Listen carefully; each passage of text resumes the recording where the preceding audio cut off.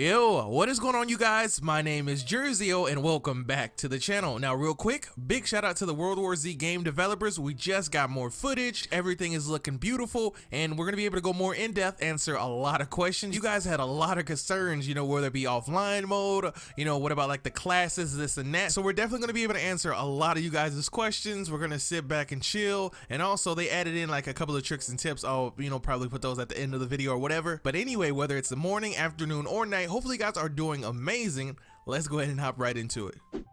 So real quick, you guys, before we actually hop into it, today's footage will be linked in the description. I always give credit. When you guys get a chance, click the link and it'll take you right over and you can watch the whole video for yourself. And also, a piece of their description says World War Z co-op campaign takes place across 4 episodes. Each will contain 3 chapters set in New York, Jerusalem, Moscow, and Tokyo. Now, I would like to mention that Tokyo will only have 2 chapters at launch, and the 3rd one will be releasing shortly after. So just remember that. And it goes on to say, before diving into a chapter, you will need to select the class and weapon loadout. So those are the basics. We pretty much already knew that, but I just wanted to bring them back up and refresh you guys' memory. Now, moving on, we're gonna be taking a look at the home screen layout.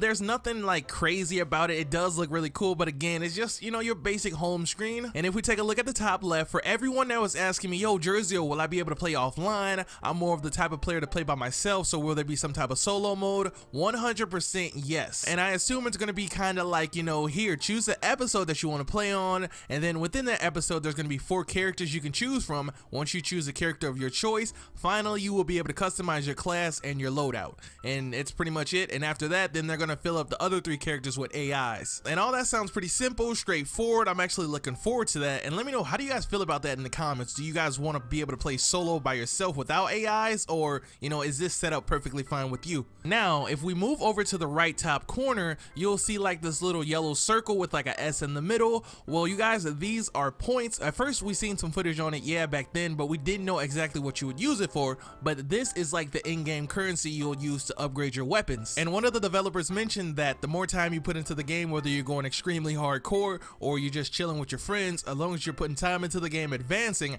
and this is how you get those little yellow currencies. And also, this is how you unlock perks for different classes. So in other words, just, take your time, enjoy the game, and eventually everything will come. And then you will eventually be able to use those points to upgrade your weapons, and the more you upgrade your weapons, the higher difficulty you're going to be able to play in. And also, the higher difficulty that you're in will grant you with even greater rewards. So hopefully that all that makes sense to you guys. And ooh, this one right here is crazy. Yo, so one of the developers also mentioned that the AI director is constantly adapting to how you play through each chapter. So, if you're doing insane, taking out hordes and just playing as if it's just nothing, then they're going to spawn even more hordes, making it harder for you. They're going to scale the difficulty up if you're playing through this like it's nothing, and vice versa. If you're doing bad and the hordes are just destroying you and you're low on resources, then the game will grant you with the defensive auto turret or mortar. And actually, 100%, I love the way this is. It takes away that time of having to stop the game, go back to the home screen, and bump the difficulty up because it's too easy, or bump it down because it's too hard. It all scales within the game that you're playing.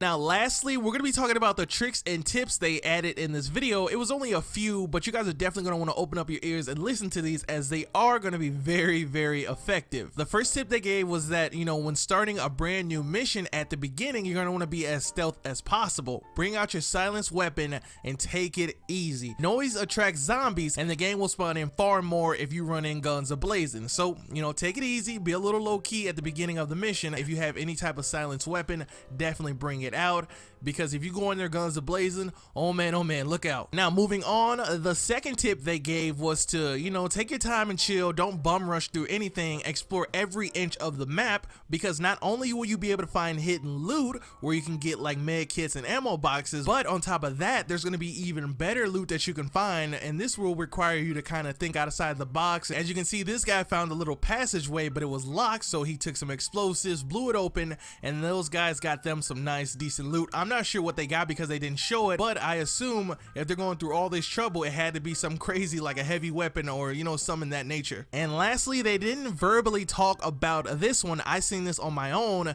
and I noticed that this guy like shot a chandelier and it falling, taking out a group of zombies. Now here's the thing, I don't think him shooting that chandelier was a part of the mission because I actually seen this mission on a different video and then completed it without doing this. So I assume you're going to be able to use physical objects in game to your advantage. As you can see, for an example, the guy shot the chandelier and fell down on a group of zombies. Now I'm not sure how effective that's going to be on hundreds of zombies, but it's just, at the end of the day, it's just pretty cool to see that, you know what I'm saying? And with that being said and showcased in today's video, hopefully you guys did enjoy, hopefully you guys did learn something new. Now before we end the video, take a look at this right here. This is going to be like the in-game scoreboard, I guess you can call it. You know, you'll be able to see your kills, your assists, all that good stuff. But one thing that really caught my attention, as you can see here, is a death column. Now this is actually really weird, and I assume it's going to be like Call of Duty because obviously you do go on your knees, yes, and also you have a bleed out time, yes, but does that mean that when you die you can't come back throughout the whole mission, or